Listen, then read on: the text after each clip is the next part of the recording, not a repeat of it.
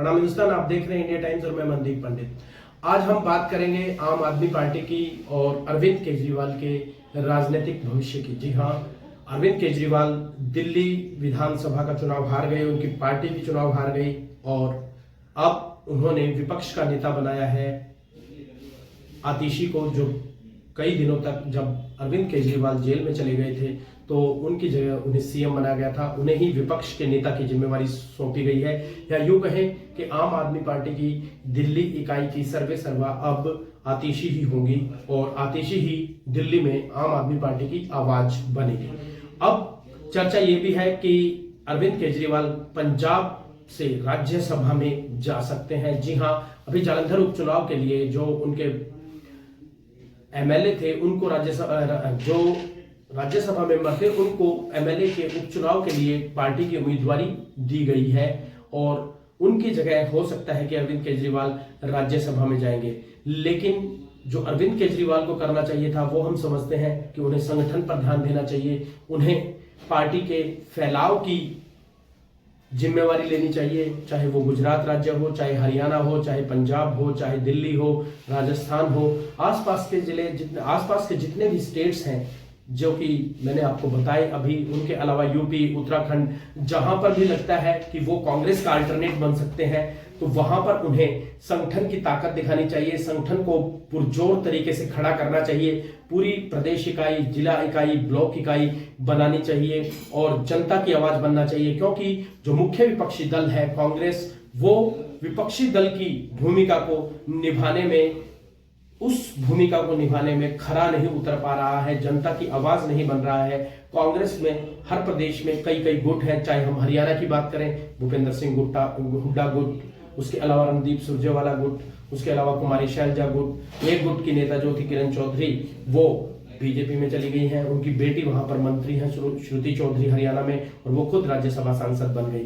तो आम आदमी party with a different vision के कॉन्सेप्ट पर बनी थी कि हम एक नया विकल्प लेकर आएंगे, हम व्यवस्था में सुधार करेंगे, हम भारतीय जनता पार्टी और कांग्रेस पार्टी की तरह की राजनीति नहीं करेंगे या अन्य क्षेत्रीय दलों की तरह जो एक ट्रेडिशनल वे में राजनीति करती हैं वैसी राजनीति नहीं करेंगे। हम जनता की आवाज बनेंगे, जनता को सुख सुविधाएं मुहैया करवाएंगे और जो निचले तबके की जनता है, यानी जहां हम कहें कि जरूरतमंद है, जिनके पास रोजगार नहीं है, जिनके पास घर नहीं है, जिनके पास खाने के लिए अनाज नहीं है या और अन्य साधन नहीं है कि जिससे वो विकास कर सकें, उन दबे कुचले और पिछड़े वर्ग के लोगों की हम आवाज बनेंगे और उनको ऊपर उठाएंगे, उनका जीवन स्तर सुधारेंगे।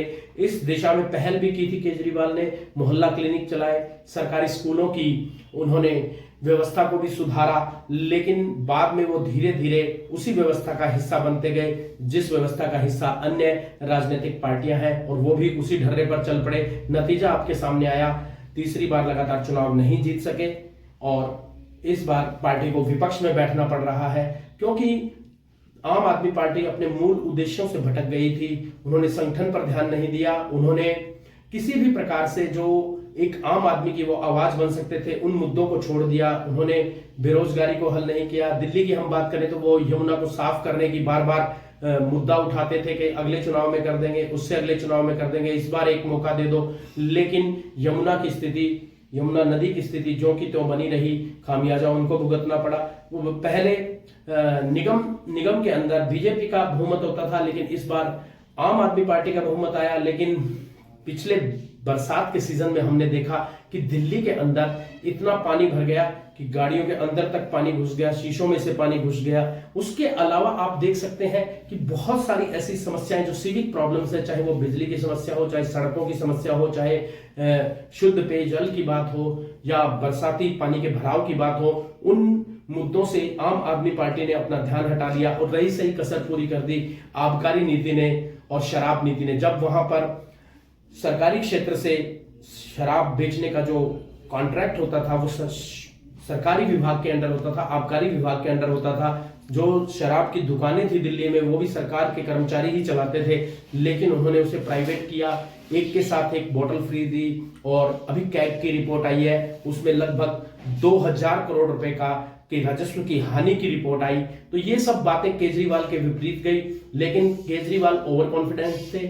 जैसा कि भूपेंद्र सिंह हुड्डा ने हरियाणा के विधानसभा चुनाव में आम आदमी पार्टी से गठबंधन ना करके जो गलती की, वही गलती अरविंद केजरीवाल ने दिल्ली में कांग्रेस पार्टी के साथ गठबंधन ना करके की। यदि कुछ सीटें वो कांग्रेस पार्टी को दे देते तो डेफिनेटली आम आदमी पार्टी और कांग्रेस की सरकार बनती।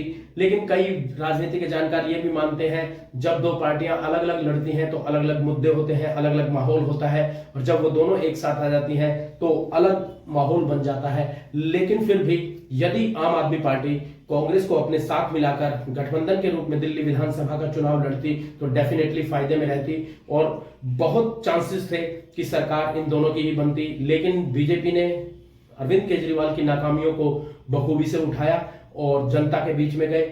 इवन नरेंद्र मोदी प्रधानमंत्री, उसके अलावा गृह मंत्री अमित शाह और भी बड़े नेता, सारा पूरा प्रचार तंत्र बीजेपी का अरविंद केजरीवाल की छवि को, जो नेगेटिव शेड था, उसको उभारने में कामयाब रहा। जनता तक वो बात वो डिलीवर कर सकी बीजेपी, तभी उनकी सरकार बनी 27 साल के बाद।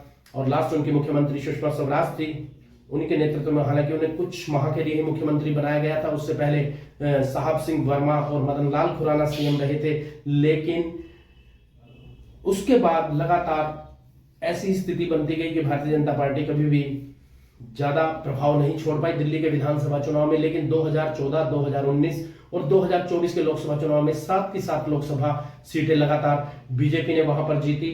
दिल्ली की जनता ने यह ठान लिया था कि हमें केंद्र में मोदी को लाना है और स्टेट में केजरीवाल को लाना है। लेकिन जो अब इलेक्शन हुआ उसमें मुद्दे भी अलग थे, केजरीवाल की नेगेटिव शेड ज्यादा आ गई थी आगे। हालांकि उनका जो शीश महल के मुद्दे को भी बीजेपी ने भुनाया, जो उन्होंने मुख्यमंत्री का सरकारी आवास था उस पर काफी ज्यादा उन्होंने खर्चे किए, शान शौकत में खर्चे किए। एक समय वो कहते थे कि मैं अपनी नीली वैगनार में घूमूंगा, फिर उनके बाद उन्होंने लग्जरी गाड़ी भी ली जो सीएम को मिल सकती है।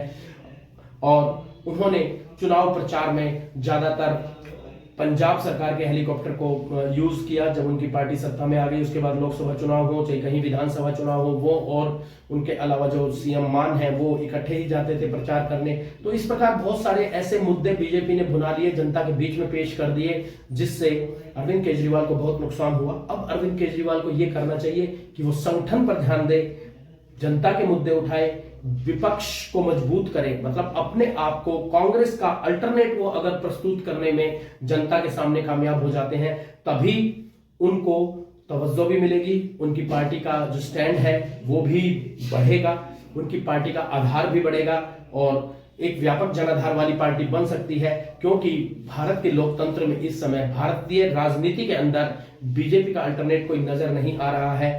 अरविंद केजरीवाल वो अल्टरनेट बन सकते हैं, लेकिन उसके लिए उन्हें बहुत मेहनत करनी पड़ेगी। पूरी जगह सभी राज्यों में जो जहां जहां पर आम आदमी पार्टी को लोग जानते हैं, आम आदमी पार्टी का कुछ ना कुछ कहीं पार्षद चुनकर आए हैं, कहीं एमएलए चुनकर आया है, पीछे एमपी भी चुनकर आए, तो वो आप देख सकते हैं कि वो प्रभाव उनको दिखाना पड़ेगा कि हाँ वही मुख्य विपक्षी दल है, वही जनता की आवाज है। और जब उन्होंने कांग्रेस के साथ और इंडिया गठबंधन में वो चले गए थे तो उनकी जो एक बात थी वो एक फीकी नजर आने लगी थी, क्योंकि ऐसा लग रहा था जनता को भी ये भी उसी व्यवस्था के हिस्से हैं। जबकि अरविंद केजरीवाल को ये करना चाहिए था कि एकला चालो रे, एकला अकेला चलने की नीति पर काम करना चाहिए था। क्योंकि बहुत सारी मतदाता ऐसे हैं जो कि कांग्रेस से भी नाराज है और बीजेपी से भी नाराज है, तो वो जो मतदाता है उनके ऊपर प्रभाव छोड़ सकते थे अरविंद केजरीवाल अलग चल के, लेकिन वो ऐसा नहीं कर पाए। अब उन्हें संगठन भी बनाना पड़ेगा, देशव्यापी दौरे करने पड़ेंगे, लोगों को समझाना पड़ेगा, लोगों के बीच में जाना पड़ेगा, लोगों की आवाज बनना पड़ेगा, तभी आम आदमी पार्टी अपना खोया हुआ वजूद प्राप्त कर सकती है। अभी के लिए इतना ही। ताजा अपडेट्स के लिए बने रहे हमारे साथ इंडिया टाइम्स पर।